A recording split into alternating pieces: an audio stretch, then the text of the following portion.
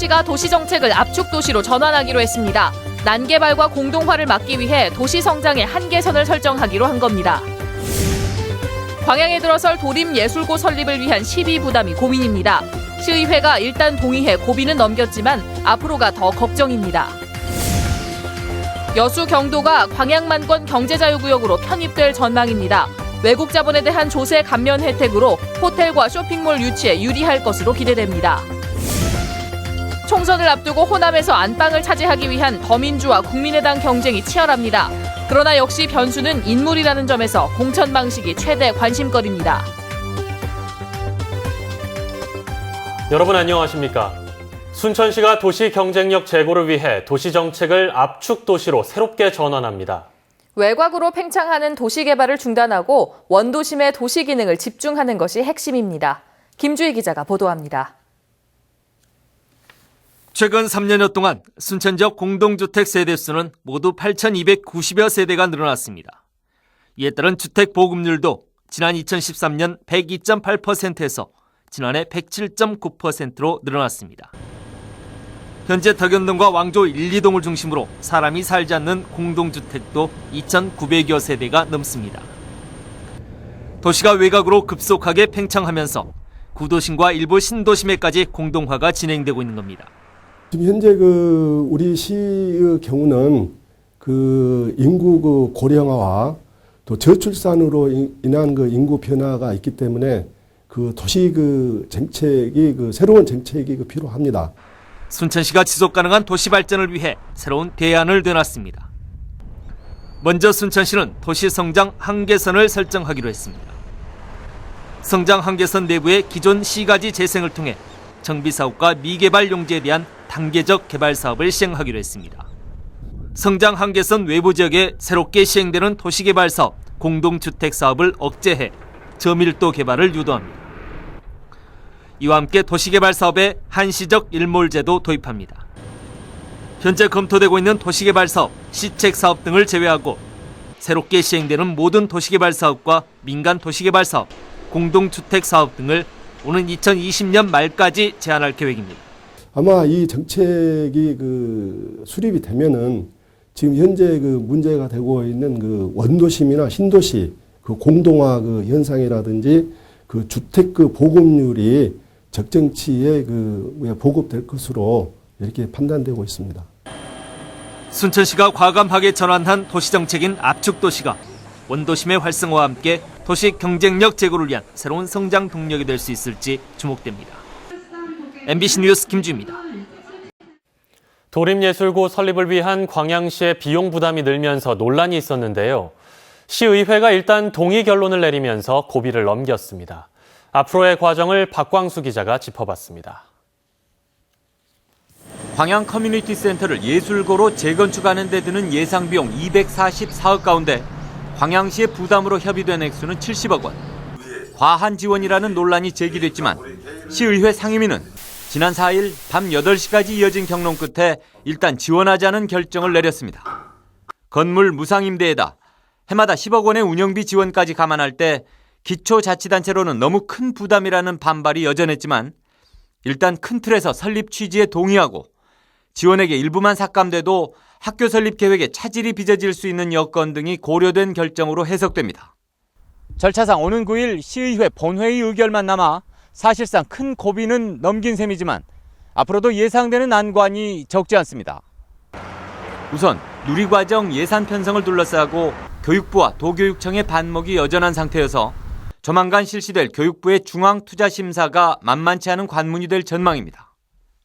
도교육청은 교육부로부터서 여기에 대한 또 심사를 받아야 됩니다. 이제 지금부터 도교육청이 역할을 주셔서 반드시 인가 받을 수 있도록 역할을 주셔야지 되고, 여기에다 전교생이 180명에 불과한 학교 규모나 최근 쉽지 않은 학생 유치 여건들도 걱정스레 거론되는 상황. 개교 이후까지 시 당국이 풀어가야 할 과제들이 만만치 않아 보입니다. MBC 뉴스 박광수입니다. 복합리조트 지역에서 탈락한 여수 경도를 광양만권 경제자유구역에 편입하는 방안이 추진되고 있습니다. 전라남도는 최근 여수 경도 해양관광단지 2.16제곱킬로미터의 광양만권 경제자유구역 편입을 산업자원부에 요청할 계획이라고 밝혔습니다. 전라남도는 여수 경도가 경제자유구역에 편입되면 외국 자본에 대한 조세 감면 혜택이 주어져 외자 유치를 통한 호텔과 쇼핑몰 건립이 수월해질 것으로 보고 있습니다. 전라남도는 경도 안에 골프장과 콘도 등 제반 관광시설이 잘 갖춰져 있어 경제자유구역 편입이 어렵지 않을 것으로 전망하고 있습니다. 여수 지역 시민단체가 무분별한 상업개발로 인한 경관 훼손을 지적하며 여수시의 관련 규정의 보완을 촉구했습니다. 여수시민협은 오늘 보도자료를 통해 해안가에 난립한 조선소와 향일암 인근 난개발, 돌산대교, 거북선대교 인근 건축물 등으로 해안 경관이 심각하게 훼손돼 미항 여수의 이미지가 실추되고 있다고 지적했습니다. 이에 대해 시민협은 여수시가 재산권 문제와 법률적 충돌, 제도 미비 등을 이유로 사실상 손을 놓고 있다며 여수시 경관조례에 해안 경관 항목을 신설하고 종합적인 관리 계획을 세워야 한다고 주장했습니다. 4.13 총선이 37일 앞으로 다가온 가운데 호남을 기반으로 하는 더민주와 국민의당이 안방 경쟁을 벌이고 있습니다. 최대 변수는 역시 인물이어서 양당의 공천 방식에 관심이 모아집니다. 신광하 기자의 보도입니다. 이번 총선에서 더불어민주당은 2번, 국민의당은 3번의 기호를 사용합니다. 지지 기반을 호남으로 하다 보니 특히 광주 전남에서 경쟁이 치열합니다. 관건은 인물, 좋은 인재를 공천하는 게 선거의 성패를 좌우하기 때문에 양당의 경선 방식에 관심이 쏠리고 있습니다. 더불어민주당은 광주는 경선, 전남은 여론조사로 가닥이 잡혀가고 있습니다. 경쟁이 치열한 무안, 신안, 영암을 제외하고는 복수경쟁 선거구가 대부분이어서 시간과 비용을 절감하는 방안을 택할 것으로 보입니다. 당장 이번 주 안에 현역 의원 2차 컷오프를 진행한 뒤 경선 방법을 확정하고 다음 주에는 공천자를 확정한다는 계획입니다. 국민의당은 광주에서는 수기 배심원제를 선택했지만 전남은 여론조사 경선을 검토하고 있습니다. 광주와는 달리 전남은 지역이 넓은 데다 오는 18일까지는 공천 작업을 마쳐야 하기 때문입니다. 여론조사는 1, 2차에 걸쳐 진행될 것으로 보입니다. 무안, 신안, 영암을 제외하고는 대부분 3, 4인 이상이 경쟁하기 때문에 1위와의 편차가 20% 이상 차이 나는 후보를 탈락시키는 방법으로 공천 작업이 이루어질 것으로 보입니다. MBC 뉴스 신광하입니다. 이광진 국회의원 예비 후보가 선거구를 여수을에서 여수갑으로 옮겨 출마를 선언했습니다. 여수을 선거구에서 국민의당 후보로 출마를 선언했던 이광진 후보는 오늘 당 경선을 포기하고 여수갑 선거구에 무소속으로 출마하겠다며 여수선관위에 변경 등록을 했습니다. 이 후보는 국민의당 지도부에 여수을 주승용 현 국회의원의 경우 수도권에 출마해야 한다고 수차례 건의했는데도 받아들여지지 않아 자신은 여수갑으로 출마하게 됐다며 인물 교체와 변화를 통해 새로운 활력을 불어넣겠다고 밝혔습니다. 설립 25년째를 맞는 광양시 백운장학회가 운영 개선 방안을 모색하고 있습니다.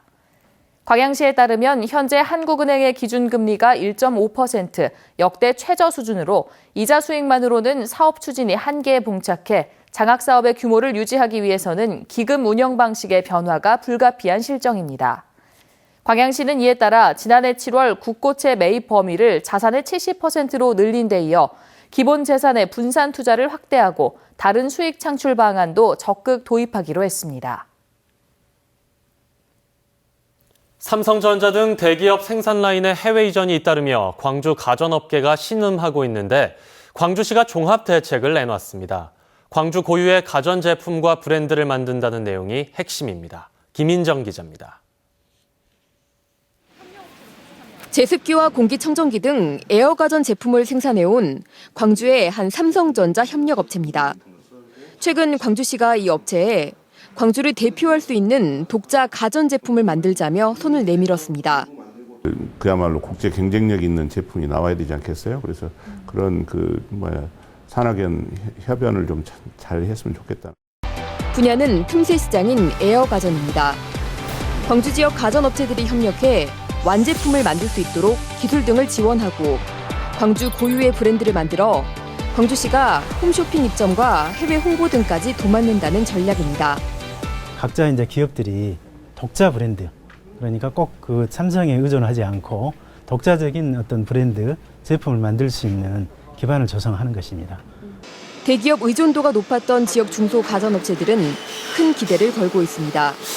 광주시에서 지금 지원을 지금 하겠다라는 부분들이기 때문에 광주 지역에 있는 중소기업들한테는 굉장한 기회가 될 걸로 생각을 하는 거죠. 광주시는 일단 전자부품연구원 등과 조속히 공동연구센터를 꾸려 어떤 업체와 어떤 제품을 만들어낼지 구체적 방안을 내놓는 등 앞으로 5년간 집중 육성에 나설 계획입니다. MBC 뉴스 김인정입니다. 올해로 2회째를 맞는 송수건 시문학상 시상식과 신앙송대회가 오는 9월 열립니다. 고흥부는 오는 7월 1일부터 31일까지 작품을 접수한 뒤 한 달 동안 심사를 거쳐 9월 3일 송수건 문학상 시상식과 함께 시낭송대회를 개최한다고 밝혔습니다. 공모작품은 지난 2014년 8월부터 오는 2016년 7월 31일까지 출간된 시집으로 본상 수상자에게는 상패와 함께 3천만 원의 상금이 수여될 예정입니다. 여수시가 정보통신 사각지대인 농어촌 오지마을을 돌며 봉사활동을 펼치기 위해 정보통신기업과 업무 협약을 체결했습니다. 여수시는 오늘 SK텔레콤과 KT 등 이동통신사와 지역의 정보통신기업이 참여한 가운데 찾아가는 행복배달 IT 서비스를 위한 업무 협약을 체결하고 발대식을 가졌습니다. 여수시는 오늘 협약을 통해 오는 11월까지 소라면, 사곡리 등 7개 읍면지역 마을을 돌며 마을 전기, 통신선로 정비는 물론 주민들의 핸드폰과 가전제품 수리에 나설 계획입니다.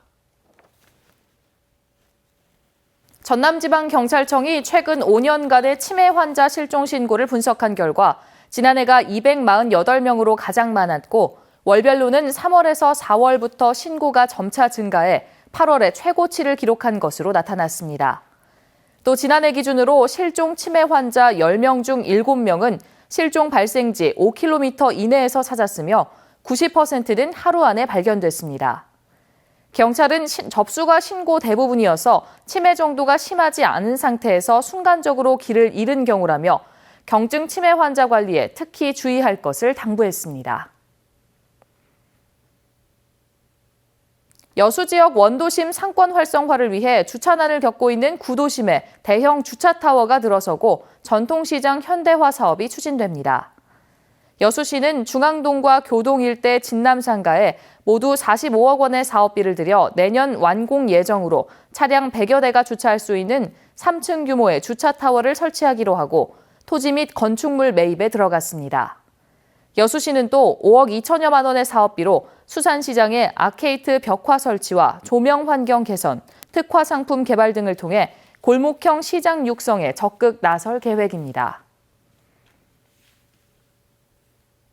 여수시가 향토사 연구와 박물관 전시 자료로 활용하기 위해 지역의 다양한 유물 구입에 나섰습니다.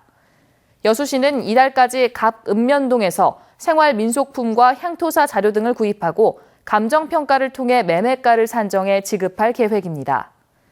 여수시는 이번에 사들인 유물은 민속전시관과 하멜전시관에 전시 보관할 예정이며 지난 2013년부터 꾸준한 유물 구입으로 현재 여수시가 보유한 유물은 1,700여 점에 이르고 있습니다.